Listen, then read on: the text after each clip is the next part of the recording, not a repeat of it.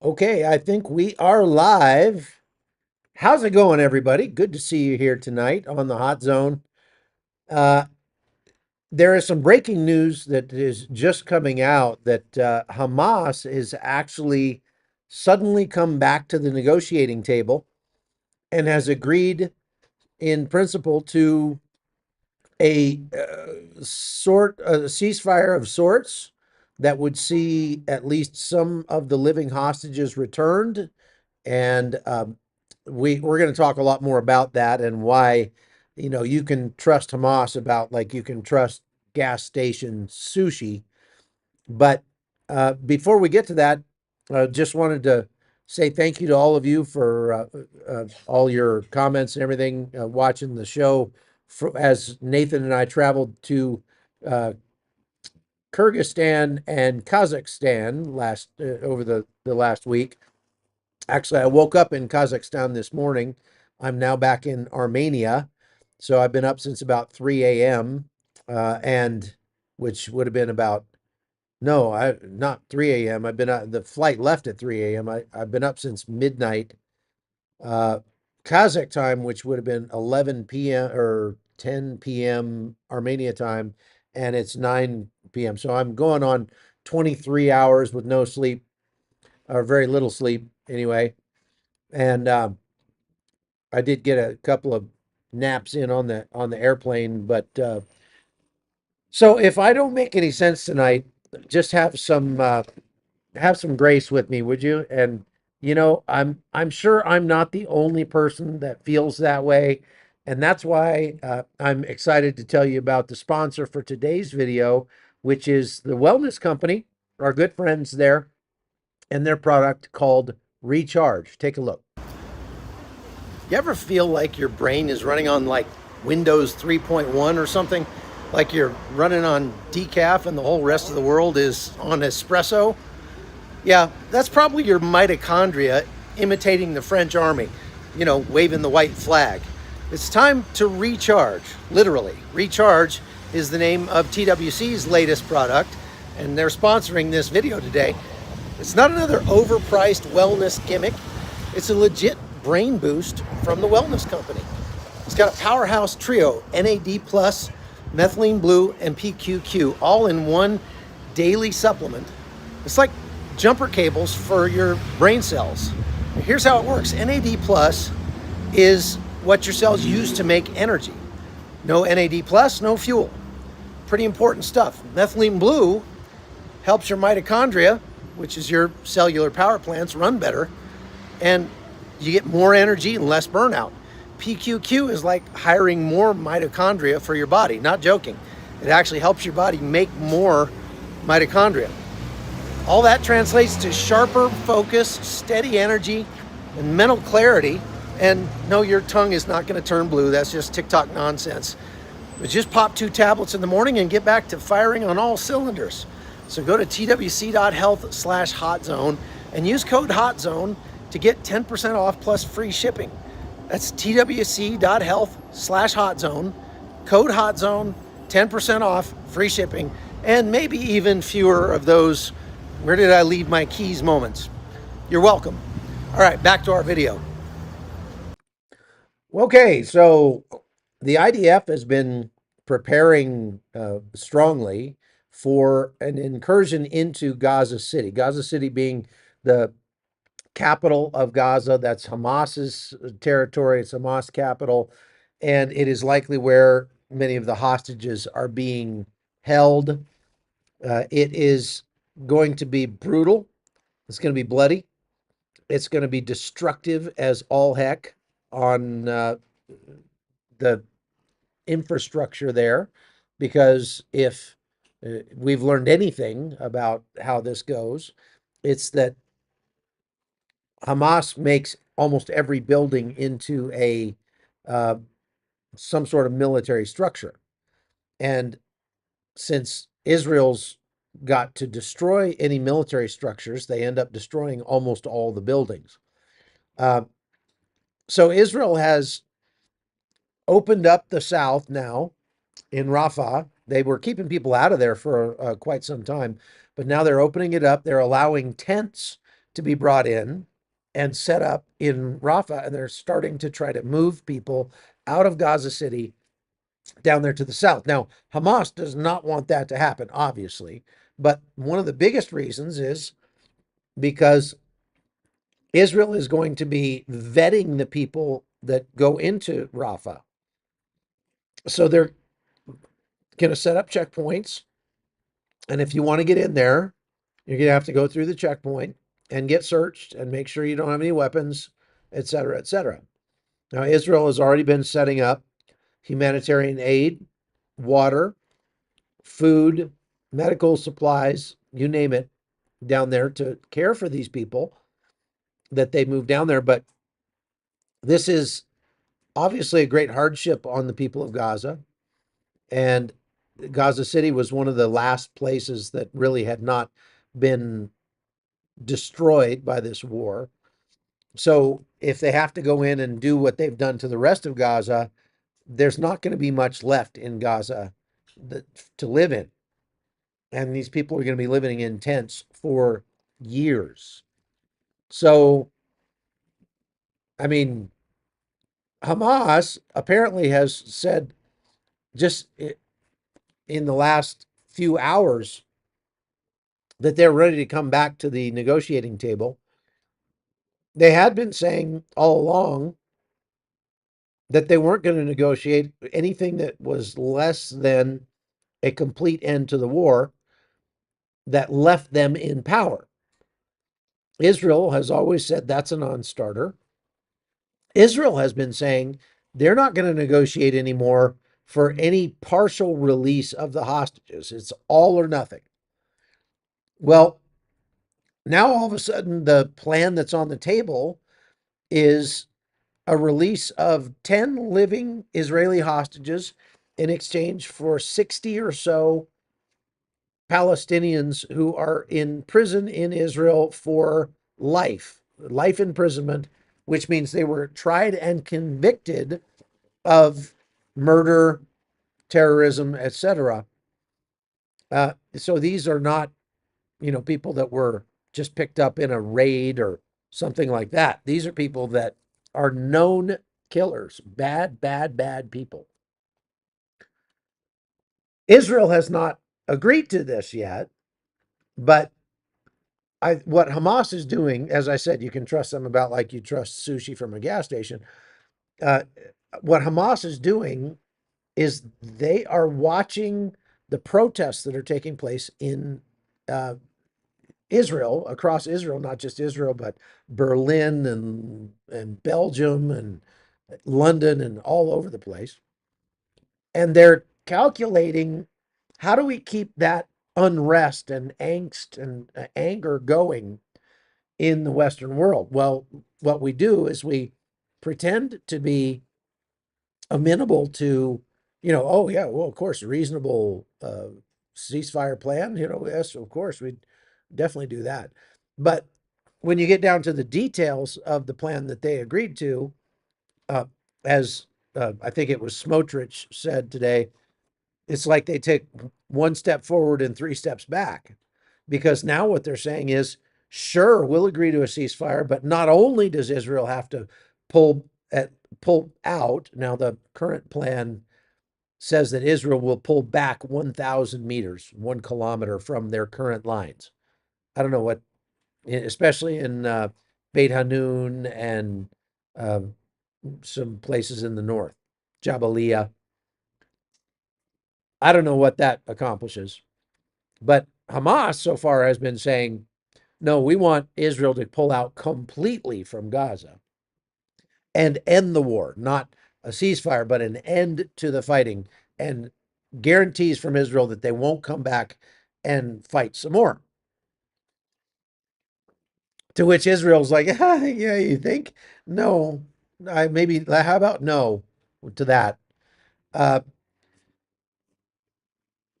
Now, if they get 10 hostages out, that's 10 more than they will likely get out by going into Gaza City. And they know that. But they also know that they can't afford to agree to something that constitutes a loss. Now, I've done a lot of reporting on the NGOs that have been fomenting unrest inside Israel and the United States and across Western Europe. These are very well funded. Some of them have gotten grants and things like that from the United States government, from the US taxpayer. Not surprising. We just fire hose money at everything. And especially under the Biden administration, that wouldn't be surprising to see that the US government was supporting left wing causes. But there have been the biggest protests that we've seen so far during the war in Israel. And the protests are not standing up for the hostages per se. The protests are for, we want Israel to quit fighting and withdraw from Gaza and end the war. And they actually believe, or pretend to believe at least, that doing so would actually get back the rest of their hostages. Like Hamas is just sitting there waiting and they want to release all these hostages. And all we have to do is just pull out of Gaza and then we'll get all our hostages back. And if they actually believe that, they're a whole lot dumber than they look. And I I don't have a lot of sympathy for these people, even though some of them are families of those who are being held, because you are literally working against the objectives of survival of your own government. I'm going to talk in just a minute about uh, uh, just got distracted by questions. Put your questions in the chat there, and Connie will put them up on a sheet, and I'll go look at them toward the end. So I will get to all your questions, I promise. Now, I lost my train of thought there. These people are working against the objectives that Israel must have in order to safeguard their people and survive. Remember, whenever Hamas gets rewarded for taking hostages, you are essentially ensuring that Hamas will take more hostages. They will take more. Now, think about this. Why wouldn't it work for Israel to take hostages, to go into Gaza and take a bunch of women and children captive and say, okay, you guys want to play that game? Great. You hold our hostages. We're going to take some hostages too. Why wouldn't that work? Well, I'll tell you why it wouldn't work, because Hamas would say, fine, kill them. That'd be great for us. We'd be happy with that. Go ahead, kill them. Right? So, aside from the fact that Israel is a civilized country and Hamas is definitely not,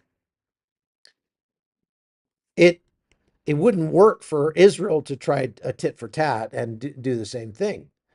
Now they have started to hang on to the bodies of Palestinians that militants that they kill, at least some of them in Gaza, and they are in this most recent round of talks.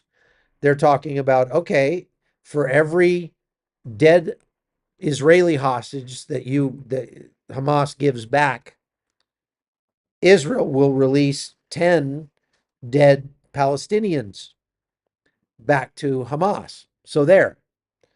And I suppose they should have been doing that all along. I mean, if this is all about bargaining and we need bargaining chips, well, Israel should be thinking about how can we get more bargaining chips. Now, attacking Gaza is definitely a bargaining chip. I'm sorry, going into Gaza City itself is definitely a bargaining chip. But uh, you can't. It's hard to threaten Hamas because they want their own people to die. That's ammunition for their cause. They don't care about their people. So it's a conundrum for the Israelis for sure. Now, the Israelis have been. I want you to see this because I'm going to pivot here and talk a little bit about, first of all, what might happen? What could the intended outcomes and unintended outcomes be if Israel goes forward with this plan to take Gaza City? Now, removing civilians from Gaza City before they do that obviously is going to reduce collateral damage and gives the IDF more leeway to fight Hamas without all the global headlines of, you're killing civilians. And for this reason, Hamas doesn't want civilians to leave Gaza City. It would also allow the use of different kinds of weapons. You have to understand, uh, Israel has plenty of weapons that they could use that would make it safer for their own troops as they're fighting their way through Gaza City. But those are weapons that they really can't use if they haven't removed all the civilians. If there's still civilians running around in there, they can't use things like artillery, tanks, airstrikes in these densely populated areas because there's just too much risk of killing non-combatants. So are they have a vested interest in getting the civilians out of there in order to accomplish their goal of taking out Hamas, but it's also obviously the right thing to do, and that's how winning wars gets done.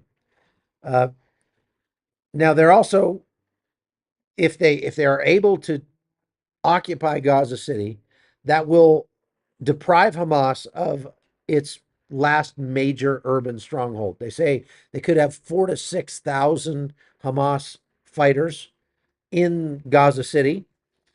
That won't be too much of a challenge for the IDF. I mean, it'll take some time and it'll be bloody and it'll be dangerous, but the IDF can handle that many fighters. Uh, Now, that doesn't mean Hamas can't go out and recruit a bunch more because it's not about getting people to volunteer. It's just volunteering people. It's mandatory fun kind of thing that Hamas comes in and says, you, and you're now Hamas fighters. Uh, if they get the civilians out of Gaza City, that deprives Hamas of the civilian shields, the human shields that they've been using. So that's good. It's a psychological and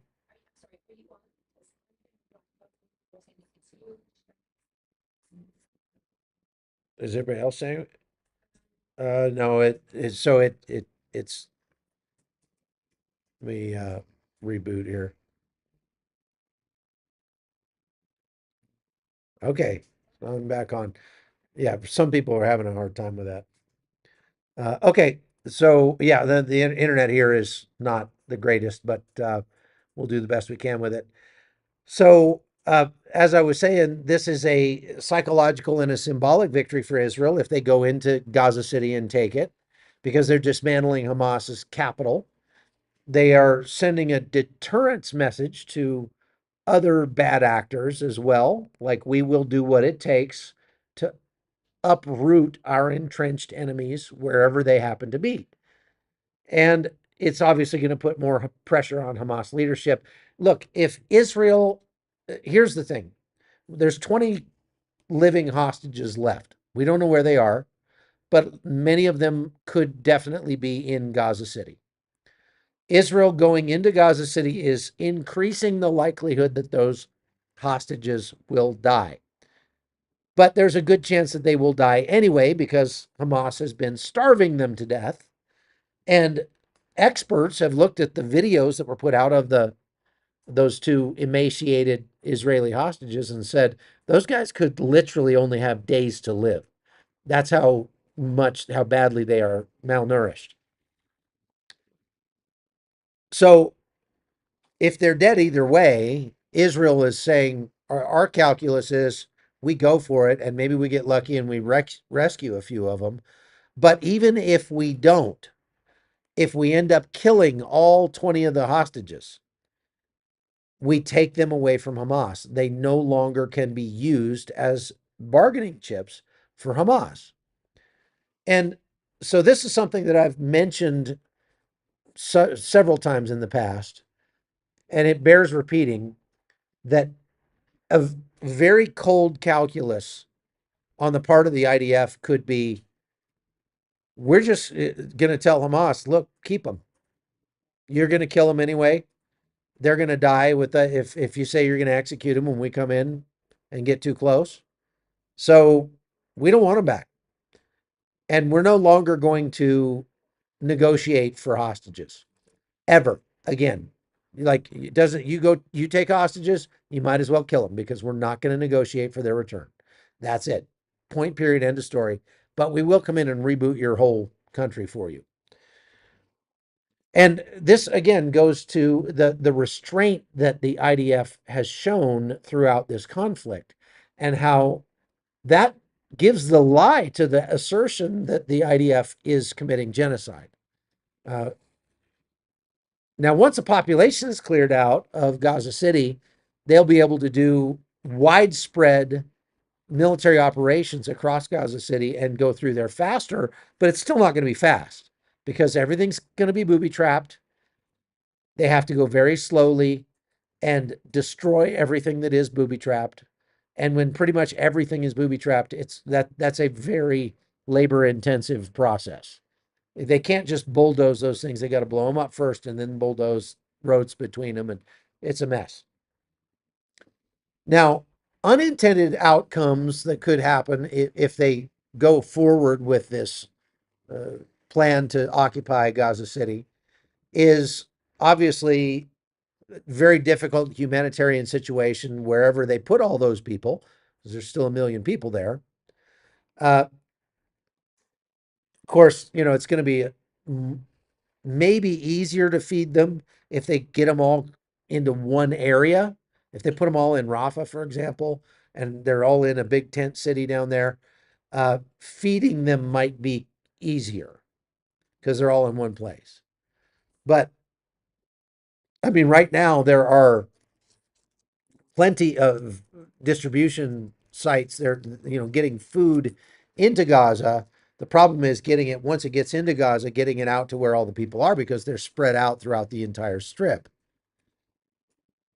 But doing this, if they're successful, Israel could also be strengthening Hamas's influence in the south, because obviously a lot of those Hamas fighters are going to take off their uniforms. They don't wear uniforms when they're fighting, and they're going to blend in with the civilian population. So unless Israel were to say nobody is allowed into this tent city unless it's a woman or a child, which that's not going to fly with anybody, but there's not really any way. I mean, Hamas and the Gazan people are mixed together like butter and margarine. And so how do you separate the two? If you mixed butter and margarine together in a blender, how would you get them separated again? I would say it's not possible. Or only by adding a tremendous amount of heat, perhaps. Maybe if you melt them, they might separate. I don't know. But that heat is coming in the form of kinetic operations in Gaza City. Now, no matter what Israel does, they're going to get international backlash. So I don't think that should really be a big part of Israel's calculus right now. I think they ought to just be like, you know what? To the rest of the world, you don't like what we're doing? Too bad. You might be next if you keep it up. Israel struck the Houthis again over the weekend, and struck a power plant in Sanaa. The Houthis are screaming, "Oh!" They're saying, "Oh, the Israelis are hitting civilian targets." Like, your drones and missiles, hundreds of which have flown into Israel, weren't aimed at civilian targets. Like, hello. It's hard to negotiate with Houthis because they really are just like sand people. And they're, the average IQ in that part of Yemen has got to be probably just a few steps below Forrest Gump. Okay, so it would make Yeah, okay. Well, I'm going to get myself in trouble if I make too many jokes with that. But bottom line is, you Israel is continuing to strike at their enemies and to keep them off guard. As a matter of fact, I've got some video to show you of a explosion that took place in Iran at a oil refinery. Check this out.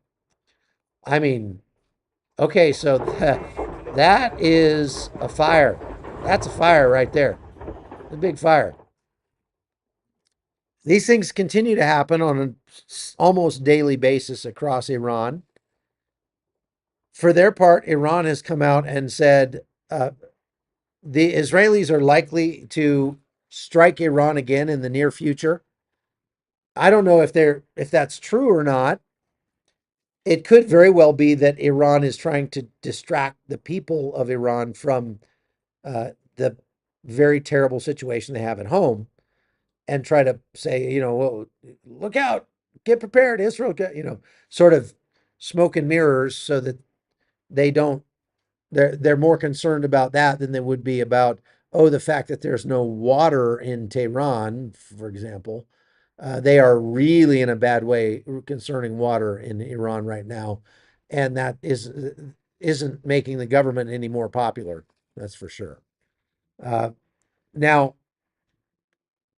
I wanted to go. I'm trying to get to this because this is kind of the crux of what I wanted to talk about today, and it is from an X post that I saw, and I'll put it in the description so you can go read the whole thing if you want. But I'm just gonna kind of work through this in a summary form. And what it is it's a post that was debunking the genocide accusations against Israel. There are all these protests happening, even within Israel. I mean, I've got a video here of the protests that took place. Where is it? Tel Aviv protests that took place yesterday. Massive. They say 1 million people in Israel were out protesting, and here's some video of what that looked like. They're sitting in the middle of the road, blocking traffic, which right there, I am against whatever they're for. I'm against. If you go out and stand in the middle of the road and block traffic, then I hope you lose, no matter what. Whatever your cause, I could be saving baby seals, and I don't care. I hope you lose if you block traffic. I hate, hate. It is odious in my sight when people block traffic, and so I'll just leave it at that. But you can see very large protests in Tel Aviv. And these people are protesting against the government and saying it's the government's fault that they don't have a ceasefire and get all their hostages back, as if Hamas didn't have anything to do with it.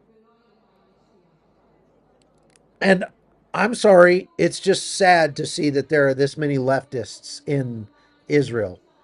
And this is one of the reasons why conservatives around in the United States, many of them are turning against Israel because they see things like that and they go, well, I don't know what that is, but I'm against that. Because when leftists get together and start making everybody's lives miserable, uh, I'm just got to be against it. How do you feel about that? I mean, look, I understand the families are saying that, the government is doing things that is making it less likely that they will see their sons again alive. Understand that. But the government cannot think in such terms. The IDF cannot think in such terms. The government has to do what's right for the country, not for 20 guys that are soldiers who are still being held in Gaza. I mean, if they can, then yes, get them out of there. But that cannot take precedence to destroying this genocidal organization called Hamas. Now, after October 7th, ever since October 7th, tons of governments, NGOs, activists, you name it, are all accusing Israel of genocide in Gaza. And what this does is flips reality. Hamas carried out the killings on October 7th with genocidal intent. They didn't spare 80-year-old women or young girls or people's pets for that matter. They wanted to kill everything, and they didn't just kill them. They uh, disrespected them even after they died.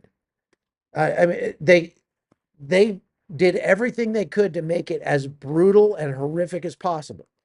And had they been more potent, more successful, they would have gladly continued killing people until, I mean, they did. They kept killing people until they were eliminated.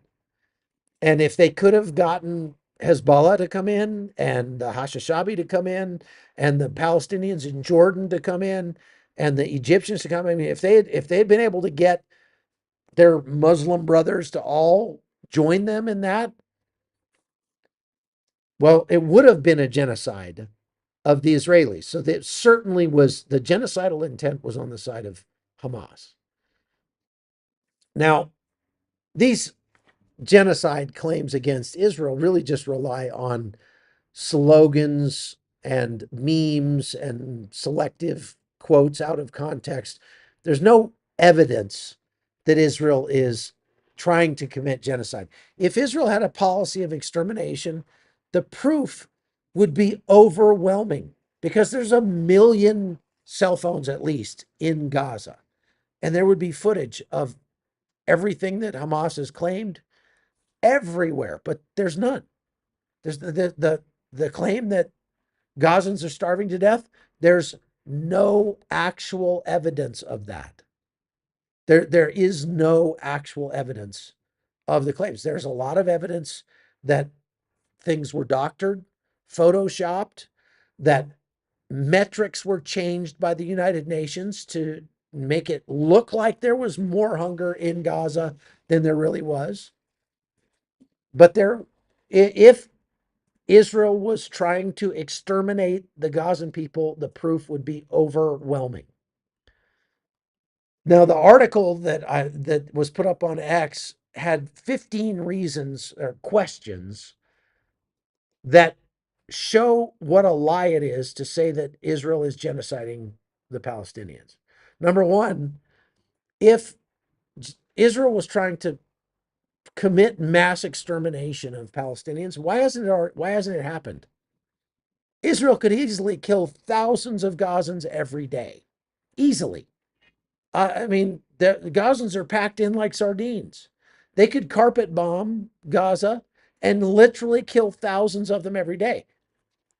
So far, the Gaza Health Ministry says that 60 something thousand, 62,000 have been killed in this war, but they don't count militants and they don't count natural deaths, which would, if there wasn't a war, natural deaths would have surpassed 37 or 38,000 in the last 2 years. So that would have been more than half of the total of people that Hamas, I'm sorry, that the Gaza Health Ministry, but I repeat myself, uh, says have died. They also, as I said, they don't point out the 20,000 plus that Israel has taken off the battlefield because they were fighting Israel. Those are called militants. They're called soldiers for Hamas. And so that number of 62,000 they say that's died in Gaza, okay, fine. Let's take them at their word. Okay, let's say there was 62,000 people that died. Well, if Israel has killed 20,000 plus militants, that's a 2-to-1 ratio. That's better than most other wars that you can find. That's better than Iraq and Afghanistan. We've pointed this out many times. So while tens of thousands of Palestinians dead is tragic, it's not even a drop in the bucket toward a genocide. Genocide, you'd have to have hundreds of thousands of people dead and more thousands every day. And if Israel wanted to do that, they've got the capacity to kill everybody in Gaza, but they haven't.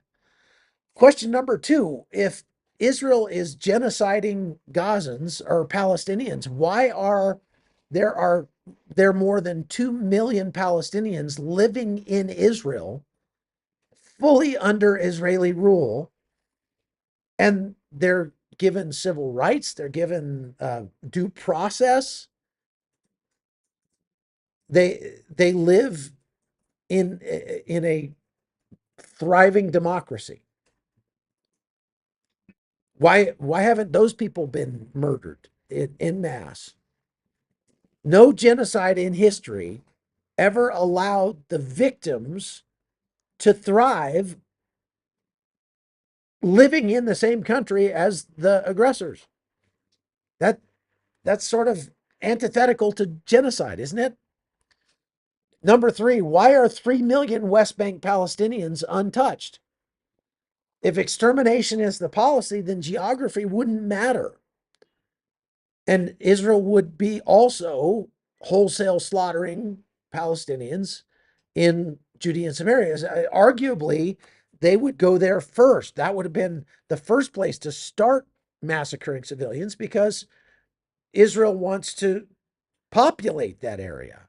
They had given up on populating Gaza until just recently. So now, Israel's declared goal is to destroy Hamas and recover their hostages.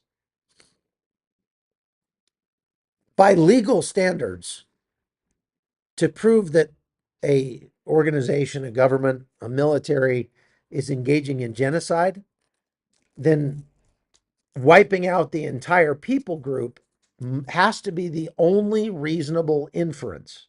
Meaning, when you look at what they're doing, the only thing you can surmise is that they're trying to wipe those people off the face of the earth.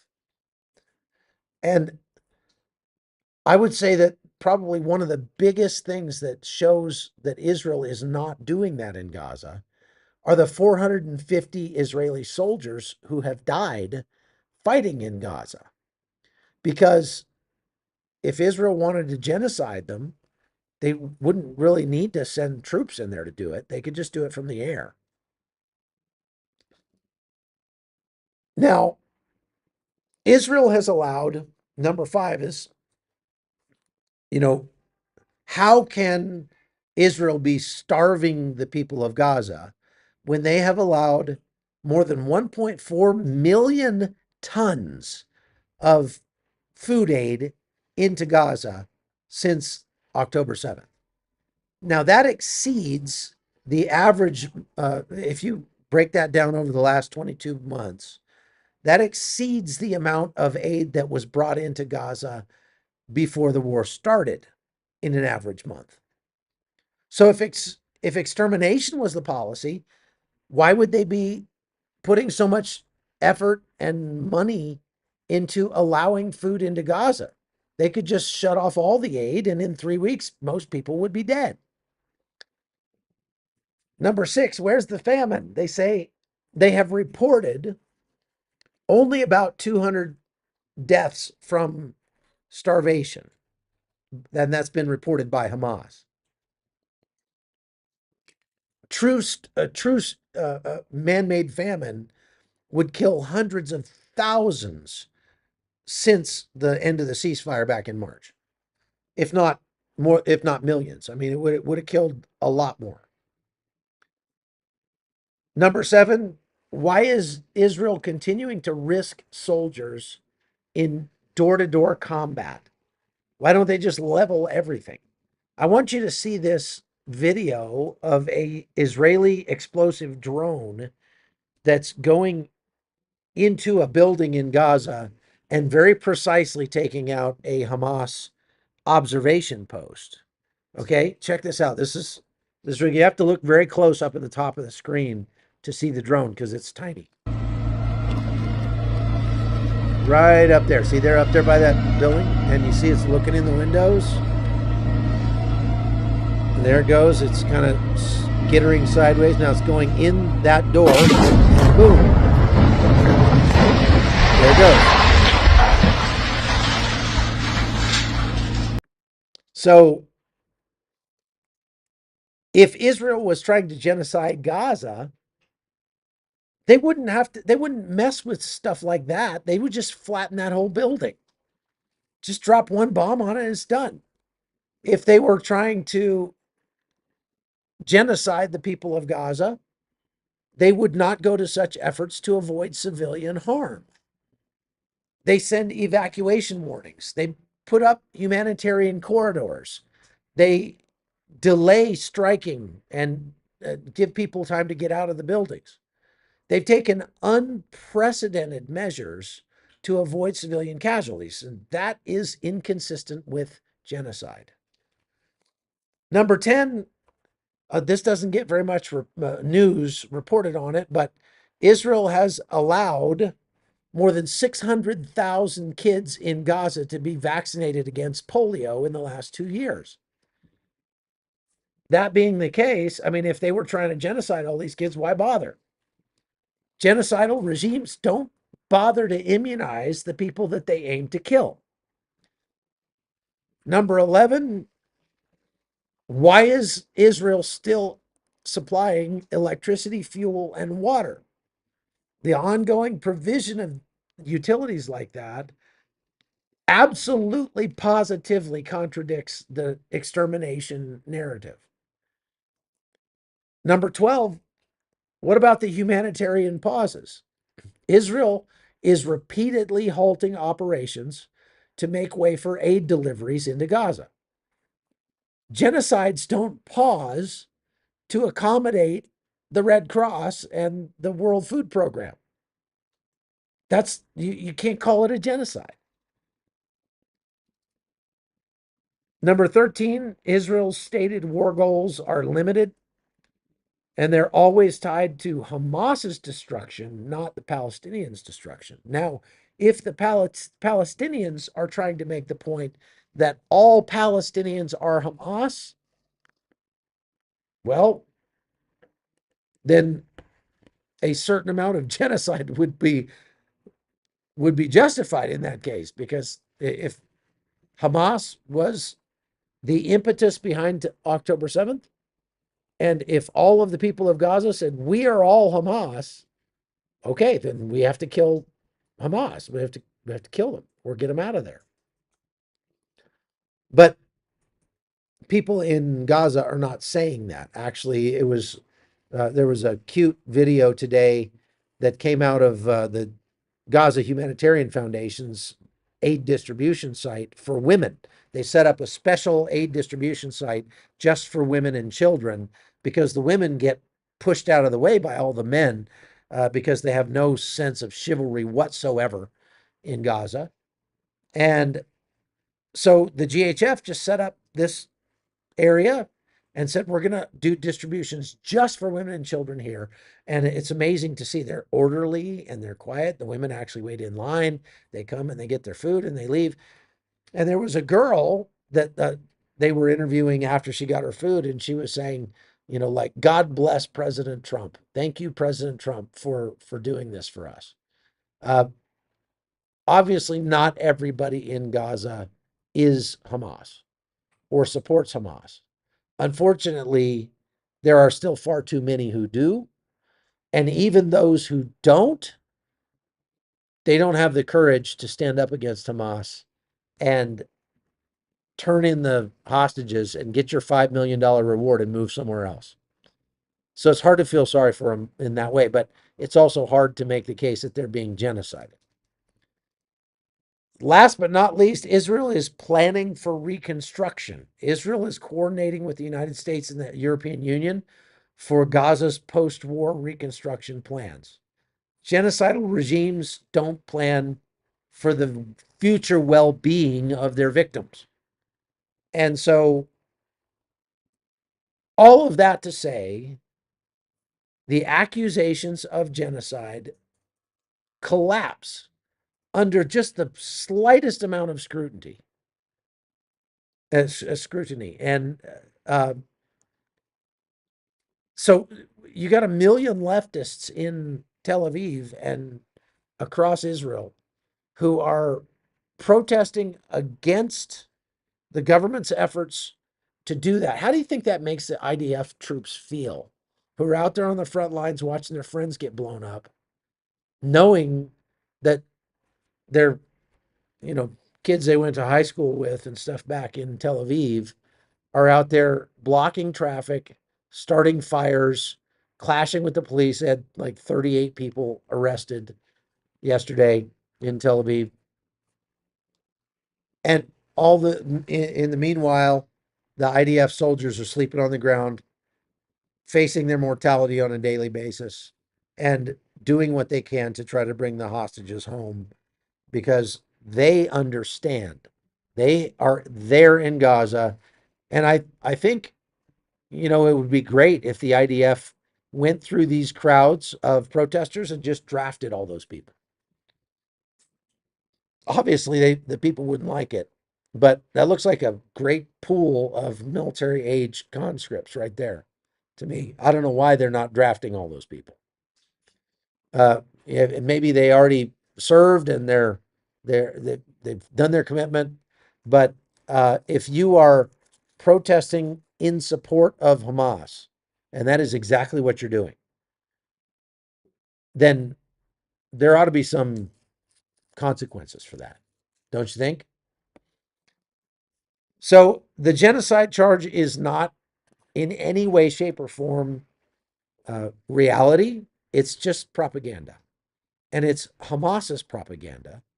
And when you see Israelis chanting Hamas propaganda, it's got to make you a little sick to your stomach. It does me. Now, as I said, Hamas has, because Israel is moving forward with their plans to take over Gaza City,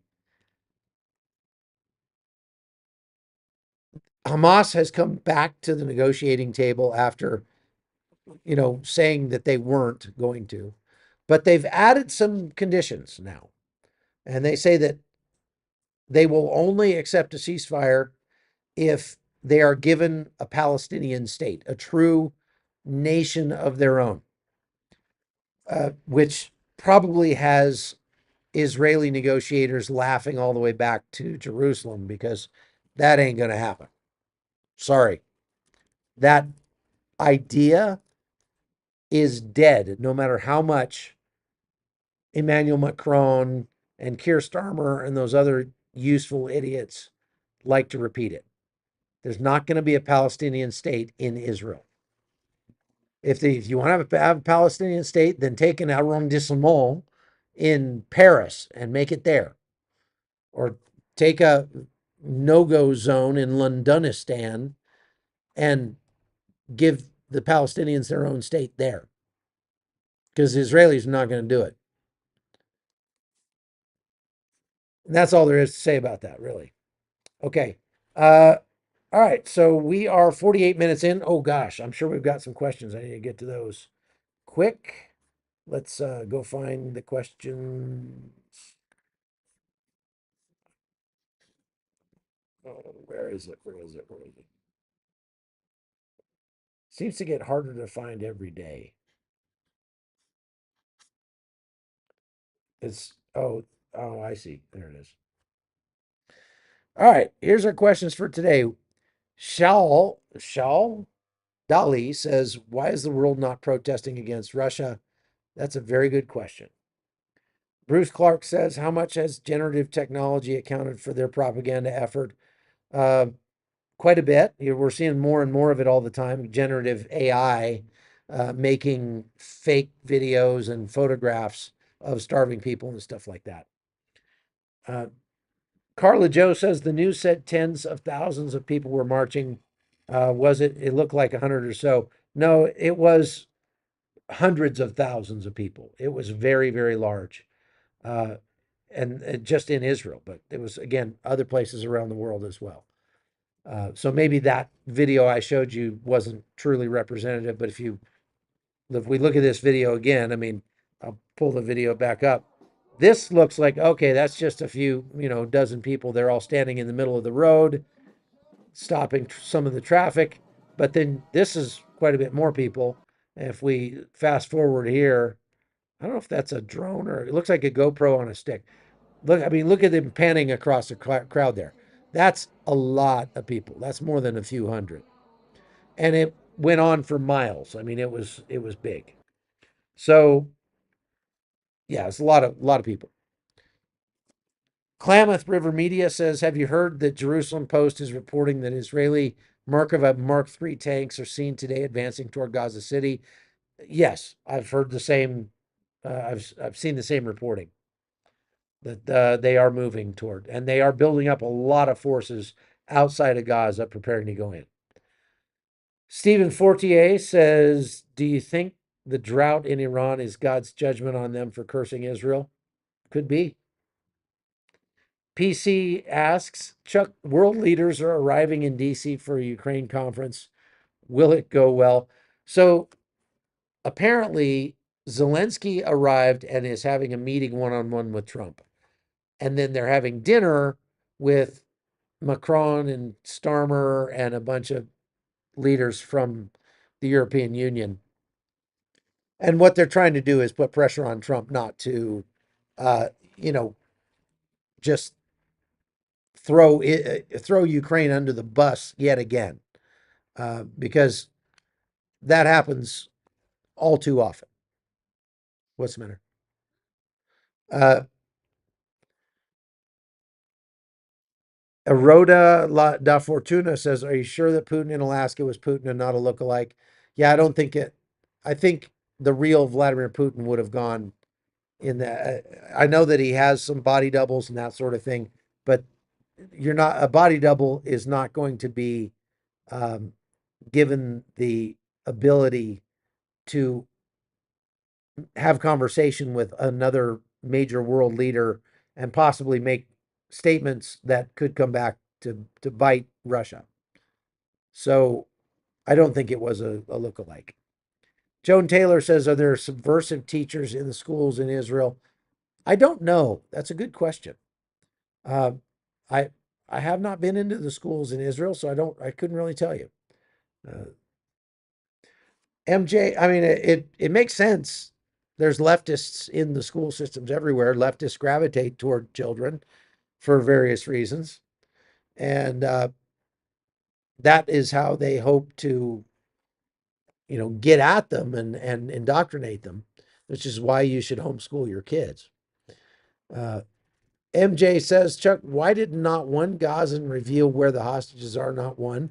What does that say? What that says is that they're either cowards or they're complicit. That's the only two options. They're cowards or they're complicit. Shal Dali says, I thought the Palestinians are getting a free truck ride to Somalia. Israel has been talking to Somalia, Sudan, uh, Ethiopia, Libya, Indonesia, and maybe a couple other countries about taking in Gazans. Uh, but, you know, one news, it's kind of off topic a little bit, but one news item that I saw go by today was that Israel is actually sending food aid to Sudan right now. And where is the rest of the world on Sudan? There are literally thousands of people starving to death in Sudan. This is not some fake Bollywood thing. This is a real deal. Literally thousands of people starving to death in Sudan. And it's not getting much coverage. So it's pretty cool that the Israelis are actually sending aid to Sudan. Says a lot about the Israelis. Uh, New TD Greek fan says, was there a protest in Israel protesting against Israel? Yes, that's what I've been talking about. Daniel says, do you know if Putin tested his nuclear powered missile? Putin doesn't have a nuclear powered missile. Has he tested a nuclear missile? Uh, he has not. Now, I've been told that there have been some, well, I mean, we know that they have tested at least 3 times. They've tried to test nuclear capable missiles, but not do an actual nuclear explosion test. The Satan 2 missiles that they've tried, one of them they shot at um, Dnipro with no warhead on it, and that was the most successful one. One of them blew up on the launch pad and created a gigantic crater, and one of them just didn't happen. So they announced they were going to test it, and it just didn't happen. So we don't know if it failed or if the people that were tasked with pushing the button decided they didn't want to do it. Who knows? Uh, couldn't say. So I have a question for you before we go, and my question is, what kinds of topics would you like to see me doing more lives about? We've got 1,700 people watching this live tonight right now, and we've got less than 1,000 likes. I guess because I haven't reminded you, please go hit the like button, folks. It does make a huge difference if you do that, and it doesn't cost you anything. So all you have to do is just go, just boop, just hit the boop, and you'll help to grow this channel. And so I appreciate those of you who do that. So some people are saying Druze news. Okay, we can talk more about the Druze. Uh, Somebody said, where did that go? More Ukraine, Russia. All right. I may go to Ukraine at some point before the end of this year. Um, Bren Boot said, forgot my question. Me too. I forgot your question also. Um, how about what's going on in Haiti or the potential U.S. military involvement against the cartels? Would you like to hear more about that? I've got some good interviews coming up. So anyway, I wanted to also say thank you to MM. I appreciate your donations there, and appreciate you very much. Lycia says, just wanted to say thank you for the education and the truth you're putting out there. Thank you very much for that as well. I appreciate the $5 there, Lycia. Uh, very, very kind. And I don't know how to get rid of it now. Okay. So I can't, oh, there it is. Boop. So Ren Brute. mentioned about families coming to the US that were hungry, but they're coming with fat, jolly families. Who are these fat, jolly families? Yeah, there have been a limited number of Gazans who have been uh, emigrating to the United States in the last few weeks, and they're all coming for medical treatment. So the ones that are being allowed in the United States were being given special visas to come to the U.S. to get medical care of some sort.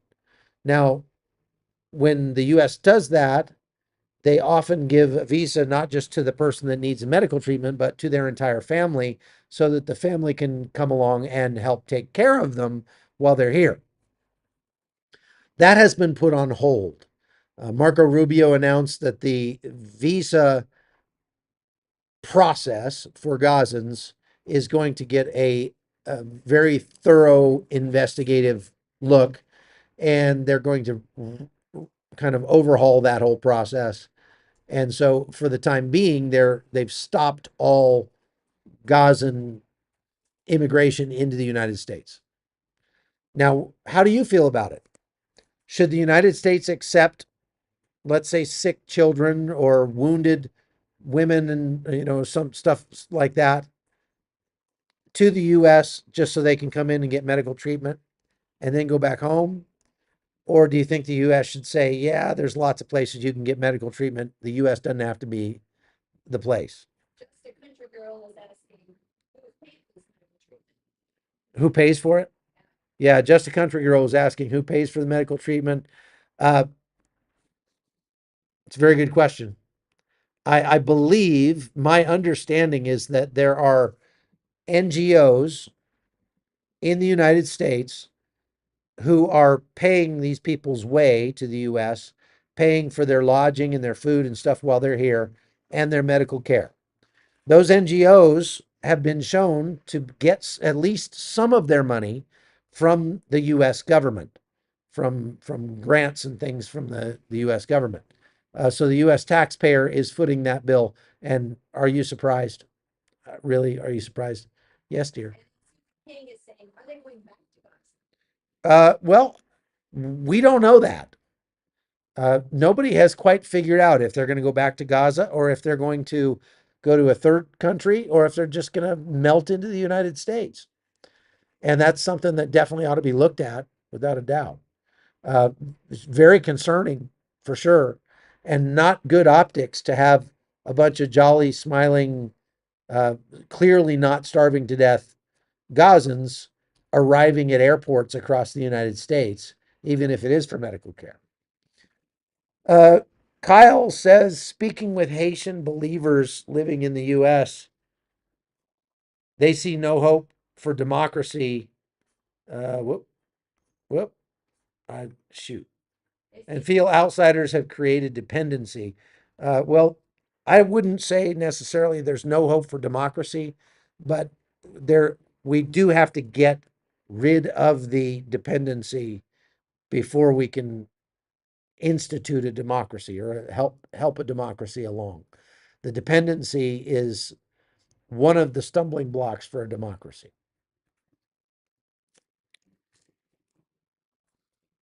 Now, the NGOs that are paying for these Gazans to come to the United States are the very same NGOs that are helping to facilitate and perhaps fund the anti-Israel protests that are happening all across the United States. And so if the State Department is looking into that, they definitely need to be taking a very close look at these NGOs, the pro-Palestinian NGOs, where their money comes from, and make sure that none of it's coming from the US taxpayer, for sure. All right. Okay, so we are over an hour, so I'm gonna end it there. But I appreciate all of you very much. Make sure you go check out Recharge from the Wellness Company. That's twc.health/hot zone, and just use the code hot zone, and you can get 10% off plus free shipping, and maybe actually feel like yourself again. And I can really use some of that right about now, maybe tomorrow. All right. God bless you. Thank you very much for watching. Make sure you hit that like button on your way out. Go over to chuckholton.com and read some of the articles and stuff we're putting up over there. Also, I've been putting up pictures from our trip to Kazakhstan and Kyrgyzstan. So you're going to want to go check those out as well. Don't forget about my new channel. Uh, it's another YouTube channel, and maybe we can put a link up to it. Is it in the description? Connie will put it in the description. Uh, I'm going to, it's just at Chuck Holton. I'm sorry, at Holton Adventures on YouTube. And when it comes up, it just has my name on it. I need to probably fix that. But here, I'll post it in the chat over here. If I can get back to the chat. There we go. Don't forget about that new channel. If you like nature and just what they call ASMR videos, first person videos, if you walk on a treadmill or ride a bike or something like that, these are great videos to just prop up and feel like you're there hiking alongside me. And it's just kind of something I'm doing for fun, but I would appreciate it if you'd go take a look and subscribe if you're interested. So thank you very much for all you do and for being here. And we'll see you again next time. Bye bye.